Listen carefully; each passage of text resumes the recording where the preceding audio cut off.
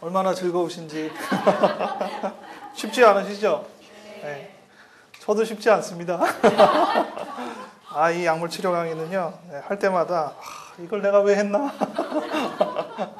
듣는 사람 얼마나 괴로울까 이런 생각을 하면서도 어디서 좀 듣기는 좀 어려운 강의라서 여러분들이 그런 의미에서 이제 아는 척하는 걸로 위안을 삼으시고, 무엇보다도 이제 정신병리적인 이해의 3단계, 그러니까 지금 광고도 드렸지만은 1단계는 이제 0세에서 1세까지의 과정이고, 2단계는 1세에서 3세까지의 과정이고, 3단계는 3세에서 5세까지의 과정인데, 결국 이것이 그 시기의 어떤 한계에 따라서 취약성이 생기고, 그 취약성이 정신병리적인 연결로 이렇게 뭔가 좀 이렇게 1대1 대응이 어느 정도는 된다라는 말씀을 드리고 싶은 겁니다. 그래서 0세에서 1세의 문제는 결과적으로 이제 정신분열병이나 의존, 중독 이런 특성의 결함을 만들 수 있는데, 그것과 가장 관련이 있는 뇌의 부위는 도파민이다 라고 여러분들이 이해해 주시면 무난할 테고요.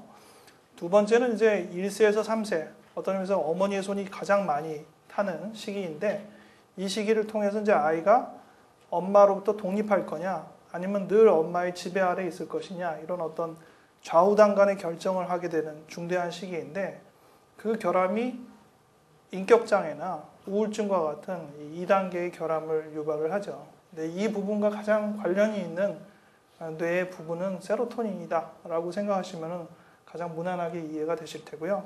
이제 마저 설명해 드릴 3단계. 이 3단계는 3세 이후의 문제라서 결함은 사실은 없고 이미 어느 정도는 인격적으로 완성이 되어 있는데, 문제는 균형이 잘못 맞아서 갈등 관계를 일으키는 것이고, 언제든지 균형만 다시 맞춰주면은 정상화될 수 있는 그런 단계, 신경증적인 취약성을 말할 수 있는데, 이 단계와 가장 관련이 있는 부분은 벤조다이제핀 수용체다라고 여러분들이 알아두시면은, 오늘 시간에 뭐 다른 내용들은 어느 정도 좀 가물가물하더라도 늘 이렇게 뒤적거리면서 다시 보면서 회상할 수는 있지만은, 이 정도는 언제나 이제 굳이 자료를 안 보더라도 여러분들이 이렇게 회상할 수만 있다면은 이번 강의는 그래도 잘 된 거라고 생각을 합니다. 질문이 들어왔는데 제가 질문을 먼저 좀 대답을 해드리고 4강으로 넘어갈게요. 여성인 경우에 임신 수유 시에 약물 치료를 해도 되냐고 여쭤보셨는데요. 임신 중에는 어떤 약이든 초기 3개월은 약을 쓰지 않습니다. 트라이메스트라고 하는데 3개월 해서 초기 3개월은 이제 신체의 장기가 처음 형성되는 시기이기 때문에 약을 안 쓰는 것으로 되어 있습니다. 근데 이제 일부 환자들은 약을 안 쓰면 상태가 훨씬 나빠져서 임신을 유지하기가 어려울 정도로 나빠지는 경우가 있어요. 그러면은 각오하고 약을 씁니다. 계속 그냥 써요. 기형을 각오하고 쓰는 거예요. 근데 기형에 유발 인자가 있다고 해서 꼭 기형아가 나오는 건 아니에요. 확률이 있긴 하지만은, 그래서 각오하고 위험성을 각오하고 쓰는데, 각오할 정도는 아니더라도 약을 좀 가급적이면 늦게 끊는 부분에서 가장 늦게 끊는 것은 임신 검사를 하고 나서 끊는 게 가장 늦게 끊는 겁니다. 이제 가장 깔끔하게 끊으려면 임신하기 전부터 끊어야죠. 왜냐하면 임신 검사는 대개 한 4, 5주 때 나오지 않습니까? 그때 이제 소변 검사를 통해서 이제 아이가 생겼다라는 것들을 알 수 있는데, 4, 5주 차에는 기관 발달이 아직은 안 돼 있는 상태예요. 그래서 그 전에 발견이 돼서 이제 나왔다 싶으면 그때 약을 끊으면은, 물론 몸에 대사는 약은 한 달까지도 남아요. 그렇지만은 초기 일주일이면은 굉장히 많이 떨어집니다. 나머지 아주 미량이 이제 한 달을 질질 끄는 거지. 그래서 대개 일주일이면 소강이 되기 때문에 이제 확인이 되고 그때 약을 끊어도 늦지는 않습니다. 다만 이제 그때 약을 끊었는데 상황이 나빠지면 곤란하잖아요. 그러니까 이제 약을 계속 먹어야 됩니까? 라고 할 때 임신이 유지가 되기를 원하신다면 미리 끊어보시던가, 이제 이런 어떤 시도들을 안내를 해드리고, 정 안 되면은 그 검사 때 나오면 그때 끊고, 그래도 상태가 안 좋으면은 어렵더라도 약을 유지합시다. 이렇게 이제 얘기를 하고요. 계열로 볼 때는 도파민 계열은 그 위험성이 높은 약으로 되어 있어요. 그래서 웬만하면 도파민 계열의 약은 임신 3주 때는 부득이해도 잘 안 쓰는 거고요. 가장 안전하게 생각되는 약은 세로토닌 약입니다. 세로토닌 계열의 약들은 심지어 이제 3개월 이후부터는 그냥 쓰는 경우도 많이 있습니다. 그래서 그 정도로 알아두시고, 수유할 때는 저주로 약이 다 갑니다. 그렇기 때문에 수유는 못합니다. 약을 먹으면서는 수유를 할 수는 없다고 보셔야겠습니다. 그리고 특정 질병이 있는 경우에 약물 치료를 해도 되나라고 할 때 특정 질병과 약물적인 어떤 부닥침이 없는 한은 당연히 같이 약물 치료를 하는 편입니다. 그리고 몸의 이제 대사가 아까 얘기한 병목 현상에 따라서 어떤 다른 약들이랑 겹치면은 이제 대사가 느려지니까 약을 좀 적게 먹거나 이런 경향이 있긴 한데 일반적으로는 크게 무리가 없어요. 그래서 그냥 먹고 또 일부의 사람들이 너무 이제 대사가 어려우면은 그 대사 효소를 피해가는 약들을 고릅니다. 대표적으로 볼 수 있는 약이 아까 얘기한 SSRI에서 그 졸로푸트라고 얘기하는 설트라닌이라는 약이 있는데 보통의 약은 간에서 2D6라는 효소에 의해서 대부분이 분해가 되거든요. 거의 찾아보면 그래요. 근데 그 효소가 아닌 효소에 의해서 분해되는 약이에요. 그래서 자기네들은 이제 다른 약이랑 같이 써도 부닥침이 거의 없다. 이걸로 이제 선전을 하는 편인데 사실 2D6라는 그 효소가 워낙 몸에 많기 때문에 정말 과부하가 걸리지 않는 한은 큰 문제는 없습니다. 그래서 저한테 누군가가 이제 뭐 어떤 약을 먹습니다. 같이 먹어도 되나요? 한약을 같이 먹어도 되나요? 그러면 저는 됩니다. 이렇게 얘기해요. 근데 정답은 몰라요. 이거예요. 네, 사실 모르죠. 무슨 교차 연구를 한 것도 아니고. 근데 지금까지 이런 전체적인 내용을 볼 때는 큰 부닥침이 없으니까 사용을 해도 뭐 무리는 없겠습니다. 이제 이렇게 말씀을 드리는 거예요. 근데 대개는 먹으면 안 됩니다라고 얘기하죠. 한약 먹을 때는 뭐 양약 먹지 말라고도 하고 양의사도 한약 어떻게 먹냐고 그러는데 사실 그거는 이제 미지수를 할 거냐 말 거냐의 선택 부분이긴 해요. 그 어느 정도의 그 선호도의 차이라는 생각이 좀 듭니다. 제가 아마 한의사한테 그렇게 반감은 없나 봐요. 그 다음 기분 안정제로 쓰이는 도파민 치료제는 도파민 그 인테이크를 억제하는 약인가? 라고 질문했는데 그 항정신병 약은 도파민 재흡수 차단제가 아니고 도파민이 분노 수용체에 붙어서 작용은 안 하는 그런 약입니다. 그래서 결과적으로는 정말 도파민이 붙어야 될 때를 못 붙이게 만들어서 결국은 억제 효과를 일으키는 거죠. 그래서 아까도 그 도파민 회로가 있는데 그걸 억제한다 얘기했는데 결국은 그 수용체에 달라붙어서 진짜 도파민은 못 달라붙게 하니까 전기작용이 그 다음부터 일어나지 못하게 하는 그런 역할을 하는 약들입니다. 그러면은 기분 안정제로 뭐 리튬이나 또 도파민을 억제하는 이런 항정신병 약이나 기전은 완전히 다른데 어떻게 쓰느냐? 그야말로 양공작전이라고 보시면 돼요. 그러니까 어떻게든 조증 상태를 가라앉히는데 아직 분명한 이론은 없는데 어떻게 하면 가라앉느냐? 꽁 잡는 게 매라고 이 약 저 약 쓰는 중에 효과가 있는 약으로 검증된 약들이 쓰는 겁니다. 기전은 사실은 달라요. 그러니까 항정관제로 조증이 안정되는 상태랑 항정신병 약으로 조증이 안정되는 상태는 사실은 기전은 다르죠.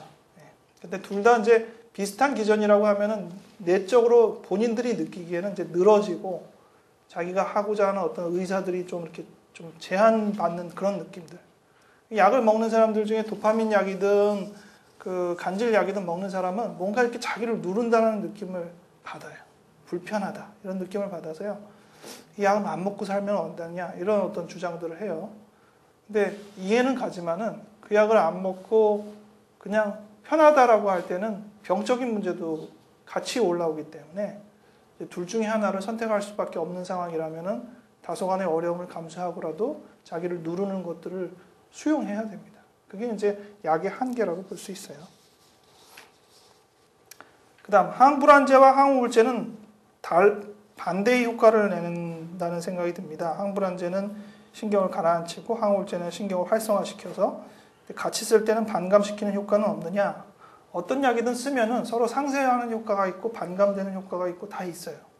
근데 이제 다르죠? 일단은 세로토닌을 공략하는 거랑 벤조다이아제핀을 공략하는 거는 단순히 신경이 흥분하냐 억제하느냐의 수준과는 다른 겁니다. 왜냐하면 어느 세포를 흥분하느냐, 같은 도파민이라도 대뇌에 있는 세포를 흥분시키는 거냐 변형계에 있는 세포를 흥분시키는 거냐 다 다른 거예요. 그러니까 모든 상황을 흥분, 억제로 얘기하면 너무 단순해져서 그건 안 되고요. 도파민 계열이냐, 세로토닌 계열이냐, 이 정도만이라도 여러분들이 생각을 해두시면 되겠고요. 그래서 이제 가장 쉽게는 도파민이 높은 거, 그게 정신병적인 현상이죠. 세로토닌이 낮은 게 우울증적인 현상이죠. 그 정도는 이미 지금 얘기 드린 상태입니다.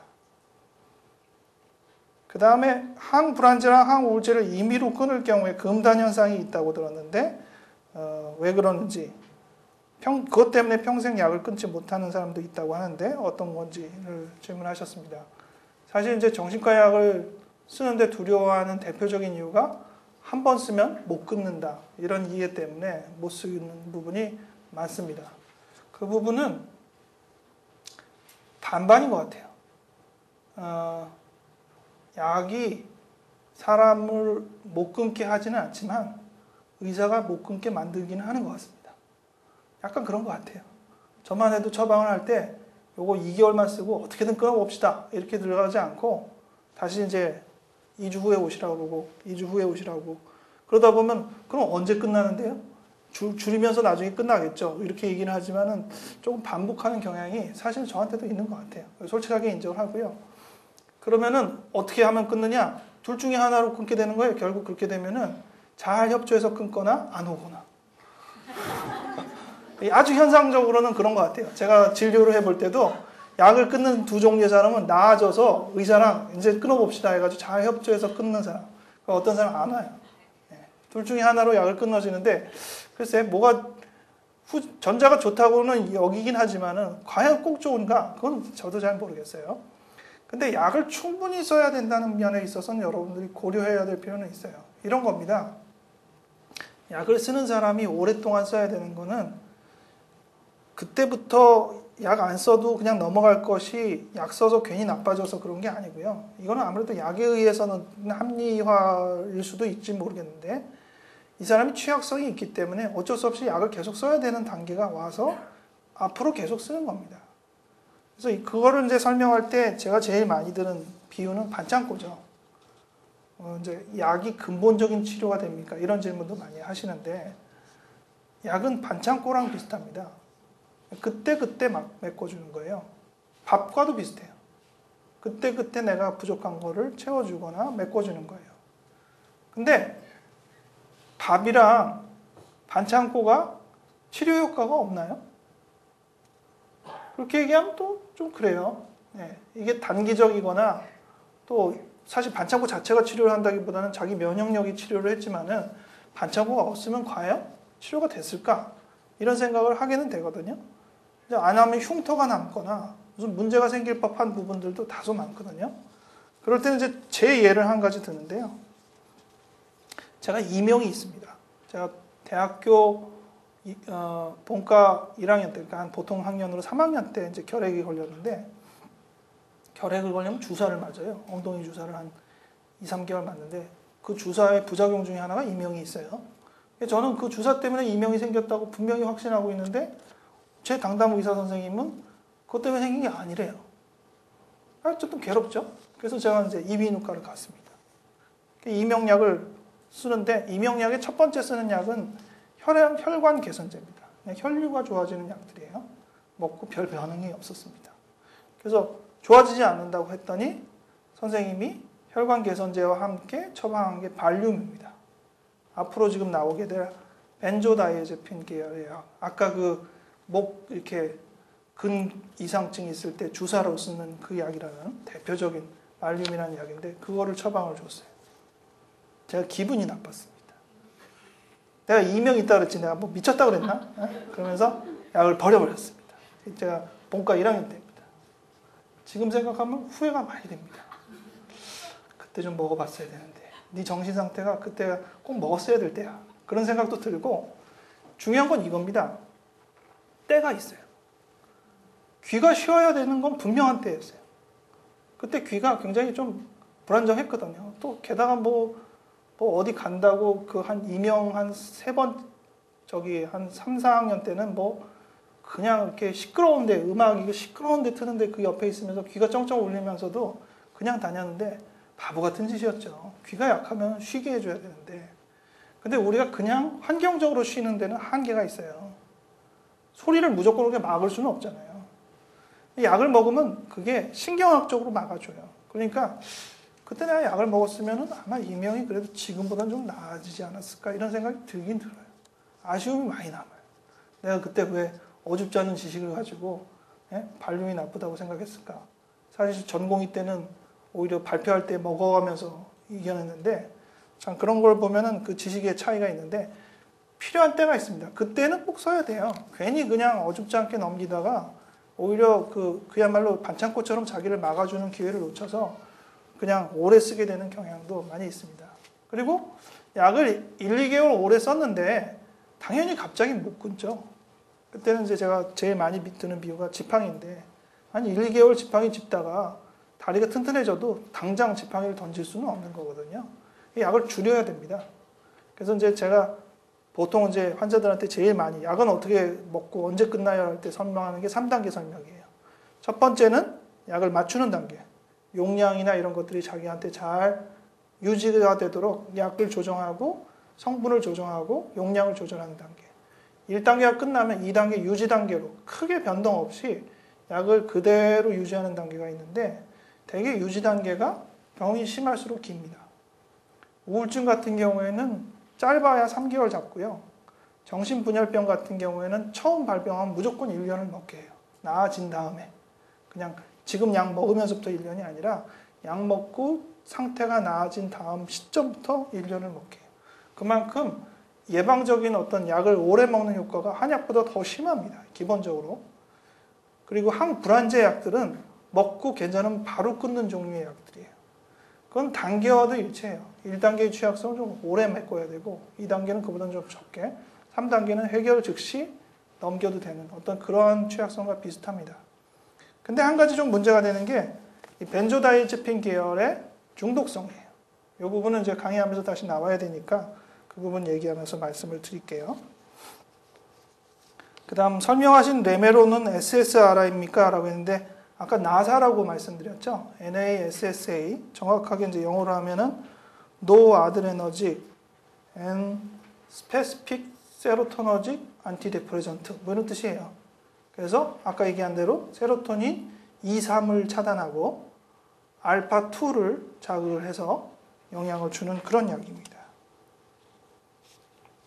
그리고 미르탁스라고 했는데 예 맞습니다. 레메론 미르탁스 회사명만 다르지 다 멀타자핀이라는 같은 성분의 약입니다. 그 다음 환자가 스스로 증상에 맞춰서 약을 조절하는 것에 대해서는 어떻게 생각하시나요? 자신을 잘 아는 것은 환자 자신이고 의사는 간접적으로 증상을 듣고 약을 증감하는데 그 한계가 느껴져서 묻습니다. 라고 했는데 환자가 자기를 잘 알죠. 하지만은 병이 1단계, 2단계일수록 자기를 몰라요. 그렇기 때문에 약을 조절하는 데 있어서는 자기가 조절할 수 있는 수준이 있고 자기가 조절할 수 없는 수준이 있습니다. 기본적으로 제가 보통 병원에서 많이 할 때 도파민과 세로토닌 약들은 본인이 조절하기는 안 해요. 하지만은 뒤에 나오는 벤조는 본인이 조절하게 합니다. 계열상으로 약이 그러니까. 그리고 약이 끊어질 때쯤에 도파민이든 세로토닌 약이든 약이 이제 오래 유지가 돼서 줄일 때는 본인이 조절하게 해요. 그러니까 줄였는데 나쁘면 다시 올려야 되거든요. 그 정도는 본인이 조절하게 해요. 그래서 저는 비교적 이제 조절력을 내담자 본인한테 좀 맞추려고 하는 편에 속하는데 어떤 선생님들은 그런 얘기 안 한다고 하죠. 그냥 무조건 잘 드세요. 이렇게 얘기하는데 장단점은 다 있는 것 같아요. 저는 좀 약을 자주 바꾸는 편이에요. 조금만 해도 좀 조정하고 바꾸는 편인데 그래 보니까 진득함이 없어요. 성격이랑 좀 일치하는 것 같아요. 어떤 선생님은 좀 무식하게 약 부작용 많다 그러는데도 그냥 드세요 하면서 늘 똑같이 쓰는데 환자들도 진득해요. 이거는 좀 내가 문제가 있나 보다. 이런 생각이 좀 들긴 들어요. 그래서 그것도 꼭 약만 문제가 아니라 그 태도, 치료자의 태도 이런 것과도 관련이 좀 있는 것 같은데 그럼에도 불구하고 이제 약을 줄여야 되는 어떤 그런 시도는 어떻게든 시기가 되면은 좀 해보도록 괜히 그러다 나빠지면 어떻게 해요? 그냥 씁시다. 이렇게 하기보다는 그래도 좀 줄여보고 그것 때문에 나빠지는 한이 있어도 시도하는 쪽이 낫다라고 저는 생각을 하는 편이에요. 그 다음 조금 불안하고 신경 쓸 일이 있으면 자주 체하는데 이것도 정신과 부분에 약을 먹어야 되나요? 먹어도 되고 안 먹어도 됩니다. 이게 이제 불안장애에 대한 부분인데요. 불안은 자기가 조절할 수 있는 병이에요. 물론 그보다 조절하지 못하는 정도로 좀 불안이 심한 경우도 있죠. 그럴 때는 이제 불안장애 약을 계속 꾸준히 먹어야 되는데 어느 정도의 수준의 불안일 때는 약을 자기가 선택합니다. 그래서 필요할 때 먹고 안 필요할 때 놔두고 그렇게 이제 약을 조절하죠. 그러니까 불안장애 약은 꾸준히 먹을 건지 필요시 먹을 건지 이런 것들을 내담자의 상태나 상황에 따라서 선정해서 알려드려요. 마지막으로 약물을 통해서 증상을 완화하는 또는 억제시키는 것과 상담과의 연계 부분은 직간접적으로 어느 정도의 효과가 있다고 보시나요? 라고 했는데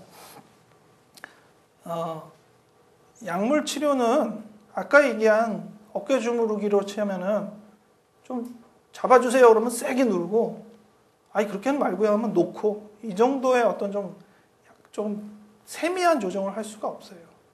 그렇기 때문에 기본이라고 볼 수 있습니다. 베이스. 약이 필요하냐? 아니냐? 필요하다 그러면은 적정 수준에서 쓰자. 그 정도의 어떤 판단이고요. 나머지 부분은 다 상담으로 합니다. 근데 문제는 그 상담을 의사가 그렇게 약 주면서 가볍게 하는 상담 수준으로 끝날 수 있는 건지 아니면은 조금 더 전문화된 어떤 상담사들이 같이 병행을 해야 되는지 이런 것들은 물론 상황에 따라 다르죠. 좀 더 그냥 쉽게 도표식으로 간단히 설명하면은 1단계 취약성이 있는 사람은 상담 전에 약이에요. 약이 기본적으로 유지가 되지 않으면은 상담이 그 사람을 차오르게 하지 못합니다. 그렇기 때문에 1단계의 문제가 있다 그러면은 우선적으로 약이에요. 그리고 기본적인 약이 유지가 되면은 그에 상응하는 상담들을 병행하되 대개는 통찰적인 상담보다는 가벼운 지지적인 상담을 하는 경우가 많이 있습니다.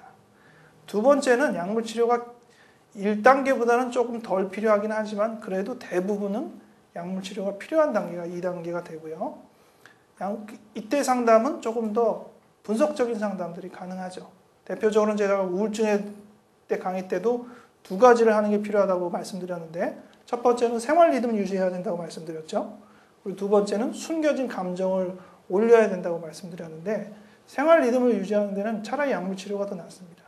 하지만 숨겨진 감정을 올리는 데 있어서는 상담이 반드시 필요하거든요. 그래서 이것들은 어느 하나로 가능한 게 아니라 두 가지가 다 가능합니다.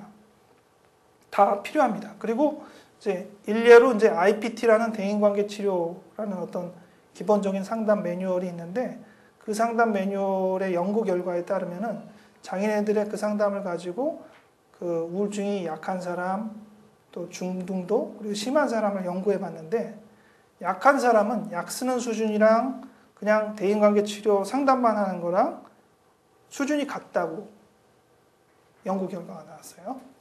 그리고 중등도의 우울증인 경우에는 약물 치료하는 경우가 상담만 하는 경우보다 훨씬 나았습니다. 근데 그 약물 치료하는 것보다는 약물 치료와 상담을 병행하는 게 더 나았습니다. 그래서 기본적으로 가벼운 우울증인 때는 약을 안 쓰고 상담만 해도 되지만 중등도 이상으로 넘어가면은 반드시 약물은 필요하다라고 그 IPT의 연구자들은 이제 말을 하는데 그 IPT뿐만이 아니라 다른 상담의 경우에서도 그런 어떤 분별들을 꼭 연구 과제가 없더라도 우리가 어느 정도는 대답을 해줄 수 있어야 합니다. 그리고 이제 3단계는 약은 그야말로 보조예요. 약은 뒤따라오는 어떤 선택 사양의 몫이고요. 물론 조금 더 심한 사람은 2단계 수준이 될지도 모르지만은 대개는 선택 사양의 몫이고 기본적으로는 상담이 우선되어야 한다고 보시면 됩니다. 항불안제는 아까 계속 얘기한 게 무슨 약이었죠? 벤조다이아제핀, 벤조디아제핀, 벤조다이아제핀 상관없습니다. 진정수면제라고 흔히 부릅니다. 그러니까 졸리게 만들기도 하고 재우기도 하기 때문에 항불안제라고도 말하면서 동시에 진정수면제라고 말합니다. 그 외에도 노르아드레날린, 아까 베타 차단제 있죠? 그걸 말하는 겁니다. 노르아드레날린계 약물이 항불안제로 사용하는데 기전은 다르죠. 벤조다이아제핀은 뇌에서 작용합니다. 그래서 아까 얘기한 그 가바 수용체랑 같이 맞물려 있는데 불안 중추를 억제합니다. 그래서 불안을 줄여요. 뇌에서 그야말로. 근데 노아드레날린은 몸에 있는 교감신경을 줄여서 몸의 긴장을 줄입니다. 근데 약을 크게는 세 단계로 벤조다이아제핀 구분이 되어 있는데 short acting, intermediate, long acting. 그러니까 작용 기간이 얼마냐에 따라서 약을 짧은 약, 중간 약, 긴 약 이렇게 구분하는 거예요. 근데 짧은 약이 수면제입니다.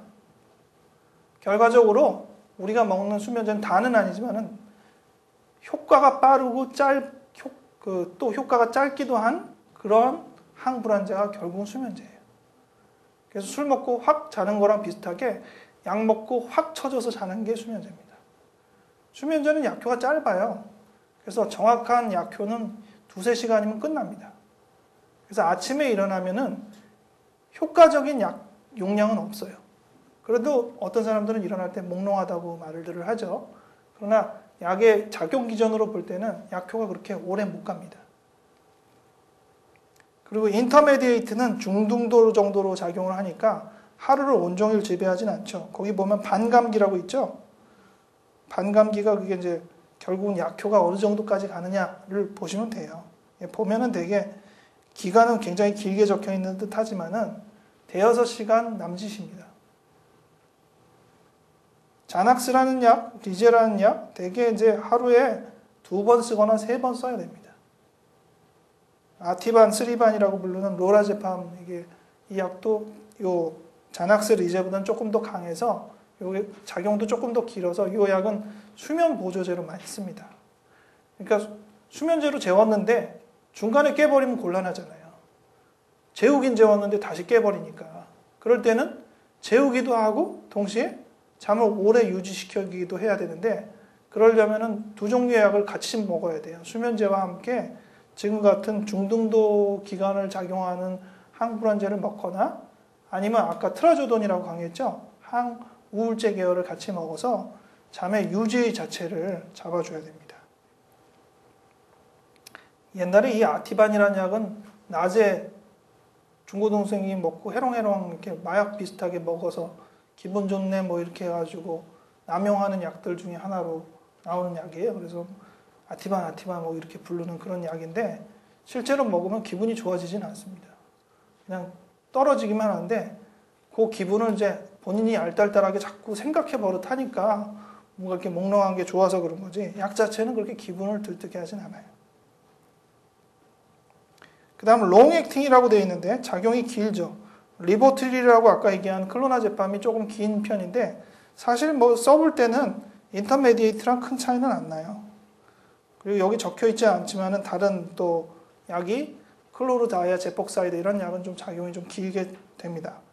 다이아제팜은 롱액팅에 플러스 되지만은 이 약은 희한하게요. 사실 그 인터메디에이트보다 훨씬 짧게 느껴져요. 왜냐하면은 되게 약은 이렇게 작용하거든요. 이렇게 작용하거든요. 근데 바륨은 이렇게 작용합니다. 그래서 뒤에 약효가 있는 듯 하지 않고 빨리 떨어지는 듯한 느낌을 받아요. 근데 체내에서 혈류 농도는 상당히 그래도 얼추 유지를 하고 있어요. 그러니까 약간 묘한 약이에요. 하이 이펙트라는 표현을 쓰는데 약을 먹으면 약간 이렇게 기분이 상승되는 듯한 느낌을 사람들이 받는 경우도 있습니다. 다는 아니고요. 그래서 그 하이 이펙트 때문에 발륨을 중독적으로 쓰는 사람들도 있었습니다. 아티반 쓰듯이 주사 한 대 이렇게 맞으면 기분이 이렇게 좋아져서 자꾸 응급실에 와가지고 발륨 주사 놔달라고 옛날에 그런 사람들이 많이 있었다고도 해요. 그래서 전체적으로 벤조다이아제핀계의 약들은 중독성이 있는 약들로 분류가 되고 그래서 향정신성 약이라고 해서 마약처럼 늘 약 카운트를 하고 그래야 되는 약들로 해당이 됩니다. 조심스럽게 쓰는 약들이죠. 사실 그렇지만 그거보다는 안전한 약들이긴 해요. 이제 연구 결과에 보면 오랫동안 써도 큰 무리가 없고 이렇게 돼 있습니다. 근데 교과서적인 또 다른 면에서 보면은 약이 있고 없고가 몸에서 차이가 많이 나타나기 때문에 그 없는 것이 금방 불안해져서 다시 약을 찾게 되는 그런 집착성을 발휘할 수 있는 약이라고 돼 있습니다. 좀 더 정확하게 말하면은 약이 효과가 반짝하는 거예요. 그러니까 도파민이나 세로토닌 이런 약들은 물론 작용을 하지만 본인이 약 들어오니까 금방 좋아지는데 이런 느낌은 별로 없어요. 근데 벤조는 약을 딱 쓰면은 확실히 뭔가가 느껴져요. 그게 늘어지든 뭐 나아지든 이게 반짝 느껴지는 게 있어요. 근데 사람의 어떤 기질에 따라 그거를 한번 선호하기 시작하면은 그거는 그 사람의 특성입니다. 뭔가 이렇게 선호도해가지고 그런 것들을 이렇게 딱 집착하는 특성이 있으면 그게 딱 맞아떨어져서 약을 포기하지 못하고 약을 막 더 남용하고 그런 얘들이 생기긴 생겨요. 그 사람은 벤조 때문이기도 하지만은 그 사람의 특성 때문에 약을 굉장히 조심스럽게 써야 되죠. 근데 일반적으로 대부분의 사람은 그런 중독성이나 이런 특성이 있는 약이라고 이렇게 분류는 돼 있지만은 막상 임상에서 그 정도의 의미들을 그렇게 나타내지는 않아요. 마지막에 적혀 있는 인데날이라고 얘기하는 이 프로프라놀은 그 베타 교감신경을 줄이기 때문에 몸에서 긴장하고 떨리고 이런 걸 줄여줍니다. 그래서 항불안제는 바로바로 효과를 보이기 때문에 항우울제를 투여하고 당장 좋아지지가 않는다고 했잖아요. 그러니까 그 2주 동안의 효과를 본인들이 조금 더 느끼게 하기 위해서 같이 사용하는 애들도 많이 있고, 또 불안 반응은 워낙 일반적인 반응이기 때문에 약방이 감초 마냥 이 약 저 약 이렇게 같이 넣게 되는 그런 약이기도 합니다. 외국에 같은 경우에는 이 항불안제 쓰는 거를 상당히 엄격하게 제한하고 있어요. 좀 며칠 이상 못 쓰고 이런 것들을 좀 많이 제한을 거는데 우리나라는 그에 비해서는 좀 많이 써요. 그래서 굳이 분류를 하면은 옛날 우리나라가 항생제 남용하다가 요즘 잘 안 쓰잖아요. 그런 걸 치면은 정신과에서 벤조가 남용되고 있다고 해도 됩니다. 그래서 언젠가는 우리나라 이렇게 벤조다이아제핀 많이 못 쓸 거예요. 조만간 우리도 외국처럼 벤조에 대한 그 만족도를 낮추면서 그 감기 들었을 때 항생제 먹고 나면 빨리빨리 반응 좋잖아요. 안 먹으면 뭐 열나고 그러는데 버텨야 되고 힘들고. 근데 이제 그렇게 해야 된다. 이렇게 이제 서로들 이제 납득을 해가면서 그거를 이제 제한을 걸 날이 곧 오긴 올 겁니다. 기타 약물입니다. 두 가지만 제가 적어드렸는데 하나는 술에 대한 약, 하나는 아동에게 쓰는 약. 술에 대한 약은요, 예전에 다이설피람이라는 약을 썼어요. 이게 어떤 약이냐면은 술 안 먹은 상태에서 약을 먹어놓으면은 알코올이 몸에 들어오면은 몸이 그야말로 뒤집어지는 그런 약입니다. 그래서 막 토하고 막 난리를 쳐요. 그러니까 혐오요법이라고 그러죠. 이 약을 잘 먹어줘야 되겠죠. 그리고 약을 먹을 때 이거 먹고 술 먹으면 큰일 난다라는 것들이 본인이 일어나서 술을 자제해야 되잖아요. 그게 원하는 목표잖아요.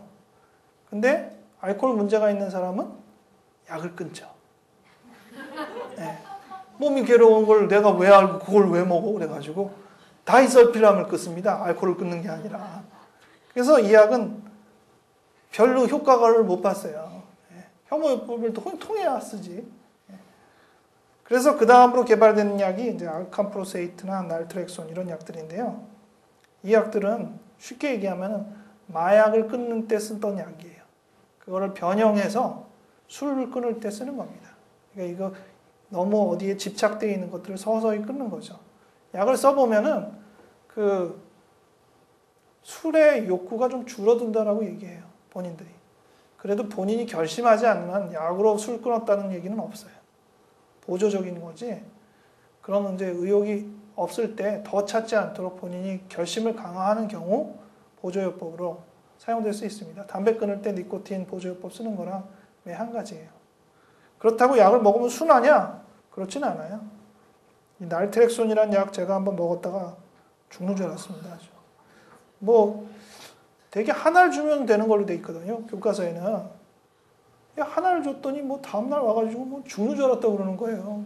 교과서에 분명히 하나를 주라고 돼 있는데 다음에 반을 줬더니 뭐 또 뒤집어지고 뭐 사람마다 아니 이 약은 왜 먹는 사람마다 다 죽는다 그래? 그러면서 제가 4분의 1알을 먹죠. 죽는 줄 알았습니다. 뭐 토를 하고 뭐 난리를 치고 제가 마약 성분이 좀 없나 봐요. 예. 그래서 근데 그 알코올 문제가 확실히 심한 사람은 약을 먹는데 반응이 없어요. 그게 차이예요. 여러분들한테 도파민 약 먹이잖아요. 하루 내내 잡니다. 지금 여러분들한테 쓰면. 근데 멀쩡하잖아요. 그 사람은 도파민에 문제가 있는 거예요. 우리 한번 테스트 해볼까요? 제가 그 발륨이나 이런 리보트리 이런 것들을 처음에는 그 귀일 때는 안 먹었는데 나중에는 이제 뭐 발표하고 이럴 때니까 먹었다고 그랬다 했잖아요. 먹었는데 다른 사람들은 이거 먹으면 막 졸리대요. 저는 별로 안 졸리더라고요. 그걸 깨달았죠. 아, 내가 뭔가 문제가 있구나. 알았어요. 약은 그런 면에서 확실히 그게 문제가 없는 사람이 그 약을 쓰는 경우랑 문제가 있는 부분이 그걸 채우는 건 확실히 달라요. 그래서 뭐 나 먹어봤더니 그거 죽는 줄 알았다. 이래가지고 그 환자한테는 영향이 없다. 이렇게 단정하면 안 됩니다. 저는 도파민 약은 안 먹어봤지만은 날트렉손도 먹어봤고 프로작도 먹어봤고 또 뭐 졸로푸트 이런 약도 먹어보고요. 부작용도 오래 경험하기도 하고요. 가령 예를 들어서 이제 졸로푸트 설트라인을 먹은 다음에는 눈이 팔팔 떨리는데 한 달을 가더라고요. 다른 사람 같으면 막 초조해하고 불안해할 텐데 에이 없어져. 그리고 우겼죠. 한 4주째 되니까 이거 안 없어지면 어떡하지? 약간 불안한데 그래도 신뢰하는 마음으로 내가 약을 처방하는데 이렇게 믿는데 다행히 없어졌습니다. 안 없어졌으면 제가 아마 이제 약은 아닌 것 같다라고 또 다른 선봉에 섰을지도 모르겠어요. 하여튼 약은 그렇고요. 아동 청소년에게는 검증된 약이 보통 요 4가지예요. 다른 약들을 충분히 써서 검증된 정신과 약이 없어요. 그러니까 병은 여러 종류라고 막 얘기하는데요. 결과적으로 이 약 중에 써요. 그러니까 막 진단을 하고 뭐 검사도 하고 열심히 하지만 약의 입장에서 볼 때는 어느 것을 어떻게 쓸까요? 알아맞혀 보세요. 그게 중요한 정도에 불과한 게 아동 정신치료 약물치료의 한계입니다. 근데 약을 보면은요, 에틸페니데이트라는 약은 아까 얘기한 대로 활성제예요. 그리고 리스페리도는 도파민 약이죠. 항정신병 약입니다. 플루복자민은 항우울제, 그렇죠? 이미프라민은 전통적인 항우울제입니다. 전통적인데도 이미프라민이 여전히 소아에게 각광받는 이유는 이게 유뇨증에 쓰기 시작해서 효과를 봤기 때문에 그래요. 아이들이 이제 밤에 오줌 쌀 때 이 약을 쓰면은 많은 경우 소변 그런 문제가 없어집니다. 아마도 그 항콜린성 부작용이나 이런 것들이 좀 관련이 있는 것 같아요. 근데 이 재밌는 거 하나는 이 메틸페니데이트는 활성 물질이라고 그랬잖아요. 일종의 뇌를 강화하는 겁니다. 근데 그 ADHD라는 병은 산만해가지고 막 활동을 막 여기 놔두면 이제 여기 5분 만에 모든 것들을 다 풍비박산 만들 수 있을 정도로 정신없이 돌아다니는 애들이거든요. 근데 약을 쓰면 얌전해져요. 좀 이해가 안 되지 않아요? 약은 분명히 각성제인데 약을 먹였더니 난리치는 애를 더 불을 지를 것 같은데 차분해지는 거예요. 근데 이게 도대체 어떻게 되는 거냐? 상당히 모순적인 파라독시칼한 효과를 보이는데 거기에 대한 설명은 이런 겁니다. 이 아이가 에너지가 많아서 산만한 게 아니라 집중력이 떨어져서 산만한 거다. 이런 거예요. 그 아이가 어디에 오랫동안 집중할 수 있는 능력이 배가 되면은 오히려 태도는 누그러진다. 그런 거예요. 실제로도 약을 써서 아이에게 각성 효과를 뒀는데 희한하게 누그러지는 이유는 아이가 에너지가 많아서 산만한 게 아니라 집중할 수 있는 능력이 떨어지기 때문에 산만한 거라는 그 원인에 의해서입니다. 그러니까 에너지가 많아서 정말로 산만한 애는 약을 쓰면 별 도움은 안 되겠죠. 집중력이 떨어질 때 오히려 약을 써야지 제대로 반응을 할 겁니다. 14쪽에 보면은 이제 그림들이 있어요. 앞서서 우리가 살펴봤던 그런 약들이랑 이렇게 대조해 보면 되는데, 이 알프라졸람, 자나팜이라는 게 중등도 그 기간이 중간 정도 해당되는 약인데 약효가 반짝이 좋아요. 그래서 이 약이 대표적으로 공황장애 때 많이 썼습니다. 그래서 자낙스라고 보통 알려져 있는 약인데 공황장애에 아주 탁월한 효과. 막 갑자기 불안한데 그거를 딱 순간 잡아주는데 비교적 효과적인 약으로 되어 있습니다. 그리고 리보트릴이라는 약은 그에 비해서는 좀 무난하면서 오래 가요. 그러니까 하루 종일 사람을 좀 불안을 잡아줄 때는 나름대로 도움이 되는 그런 약이죠. 그리고 밑에 프로프라놀롤이 두 종류인데 회사가 다를 뿐이지 결국은 둘 다 프로프라놀롤이고요. 용량만 다를 뿐입니다. 남성의 경우에는 한 40ml 하나를 먹어야지 떨리고 긴장되는 게 줄어드는데 여성의 경우에는 10ml 먹으면은 막 졸리고 이런 경우도 있어요. 그렇게 남녀 용량이 차이가 많이 날까? 제가 의아스러우면서도 실제로 경험상으로 그렇습니다. 그 다음 15쪽에 보면은 수면제들이 있는데 그 표에 나왔던 수면제가 처음에 있는 트리아졸람이고요. 그리고 스틸록스라고 적혀있는 졸피뎀은 이 벤조다이제핀 계열은 아니면서 수면 효과를 보이는 대표적인 약입니다. 그래서 그 두 약이 수면제로 대표적으로 쓰는 약이에요. 보통 다른 과에서도 수면제 많이 처방하는데 그럴 때는 주로 이 졸피뎀을 많이 처방합니다. 약 홍보를 잘 했나 봐요. 근데 스틸록스가 꼭 좋지는 않아요. 이게 반짝하고 재우는 효과가 강해서 그런지 몽롱해져 버리는데 잠이 안 드는 경우가 있어요. 몽롱했는데 잠이 들기까지는 30분이 조금 더 있다 자요.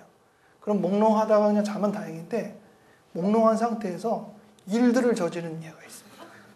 뭐 전화를 하고 뭘 먹고 그래요. 그러면 이제 나중에 뭐 제가요 약 먹고 잤는데 분명히 잤다고 생각하는데 아침에 보니까 핸드폰에서 전화를 뭐 30분을 했다는데 뭐 나는 기억이 안 난다고 이렇게 얘기를 하거든요. 그러면 약 때문이에요. 그럴 때는 이 약 쓰시면 안 됩니다 해가지고 이제 할시온으로 갈아타야죠. 이모반이라는 약도 한동안은 각광을 받았는데 거의 요즘 잘 안 써요. 왜냐하면 약을 먹으면 입이 써요. 희한하게. 그래가지고 그 불편감 때문에 수면제 계열에서는 좀 물러난 약입니다. 나머지 약은 앞서서 설명한 약들인데 아캄프로세이트, 날트렉손, 술과 관련된 약이고 밑에 있는 약은 메틸페니데이트 둘 다 같은 성분인데 페니드라는 약은 제형이 특별한 제형이 아니기 때문에 약 먹으면 한 3시간이면 끝나고요. 그 콘서타는 한 번 먹으면 12시간 정도 가기 때문에 아침에 한 번만 쓰면은 쭉 오래 갈 수 있는 그런 약입니다. 마무리를 하겠습니다. 긴 시간 여러분들이 많이 이제 애써서 들으셨는데 기본적으로 이 세 단계에 해당되는 어떤 심리적인 기전, 우리가 상담을 할 때도 1단계, 2단계, 3단계 취약성이 뭔지를 생각하게 하고 또 1단계, 2단계, 3단계 정신병리를 생각하기도 하는데 결국 그렇게 마음을 다룰 때 뇌도 마찬가지라는 거죠. 그게 어떻게 별개일 수가 없잖아요.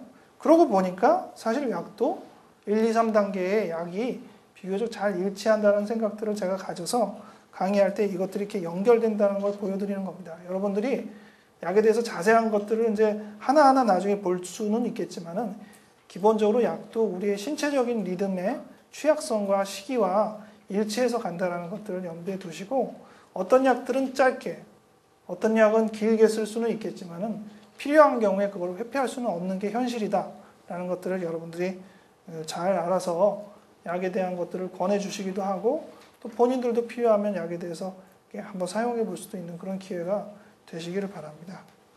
수고하셨습니다. 네.